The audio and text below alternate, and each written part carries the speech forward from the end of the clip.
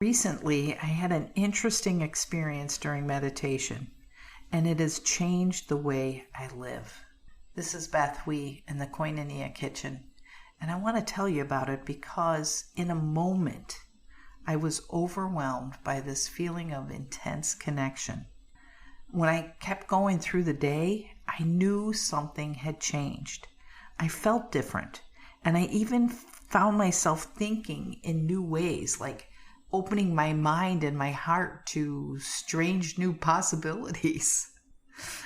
It made me think about my friend Tom, who had shared with me something he learned in a sociology class called the hidden rules.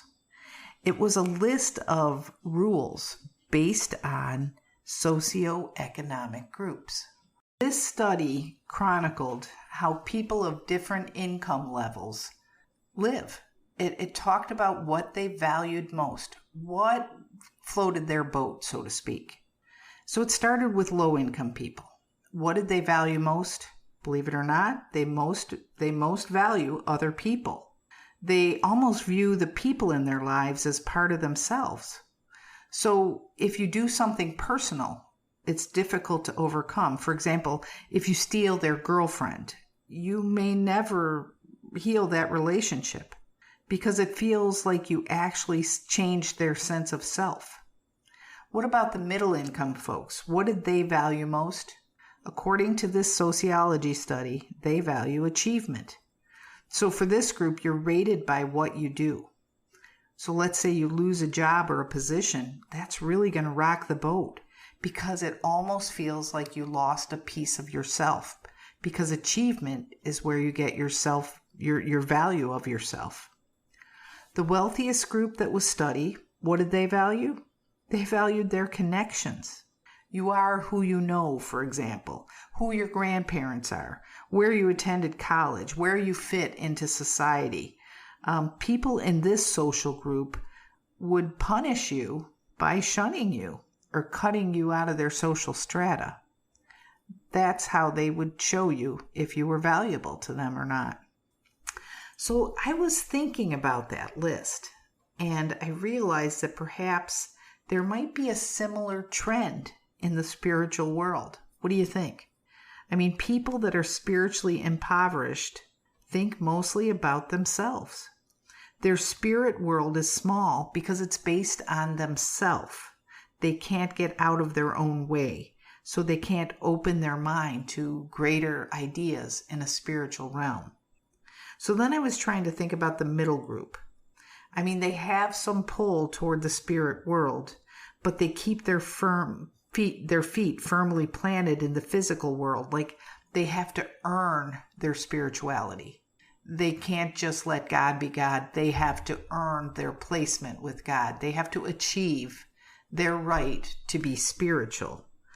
And it kind of was weird. Because I was thinking about what they focus on. They focus on community, charities, church family. They focus on achievement, but in the spirit realm. Does that make sense? So then I was wondering about the spiritually wealthy among us. And it seems that those are the ones who have given themselves fully to their connection, but their connection with Source, with God, with the higher power, whatever you call it. The spiritually wealthy among us give all their value to trying to find a closer walk with God. And that group has the ability to see globally, not as confined to the limitations of the physical world. Their belief system carries them beyond what can be seen with the eye to see what can be known with the spirit.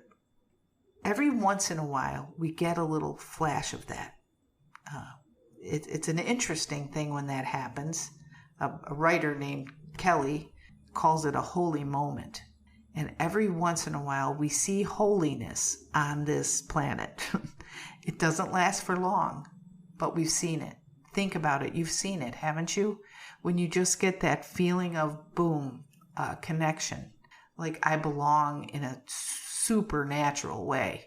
It might be the first time you saw a grandchild, or it could be the first time you saw something in nature. Maybe you were hiking in nature and you saw an incredible waterfall that you weren't expecting, and you just, boom, felt connected with the bigger picture. So I'm wondering, these little roles that we fall into, can they be changed? I've seen them change in the physical world. I've seen the impoverished go from rags to riches. I've seen the middle class rise to the upper class. I've seen them get addicted and go to the impoverished level. I've seen movement in the physical realm. So of course, movement is possible in the spiritual realm. It starts with opening your mind and stretching into new beliefs about yourself and about God. And when you get those two, you're going to start to have new beliefs about other people as well.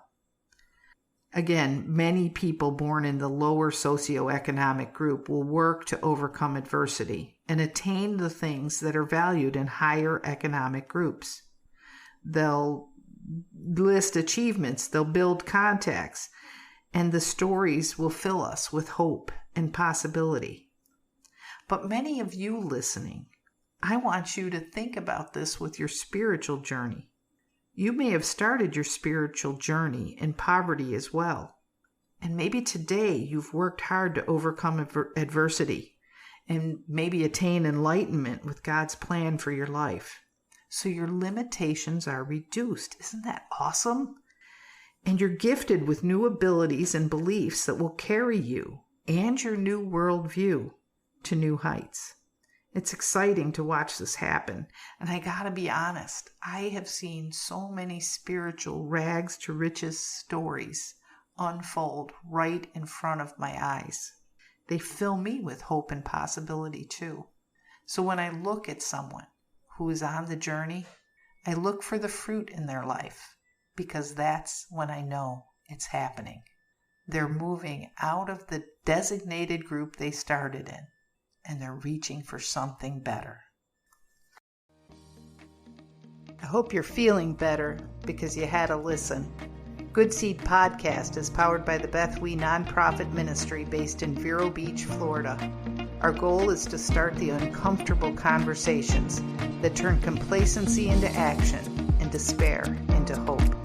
Connect, communicate, and thrive with us. Check us out online at BethWe.com.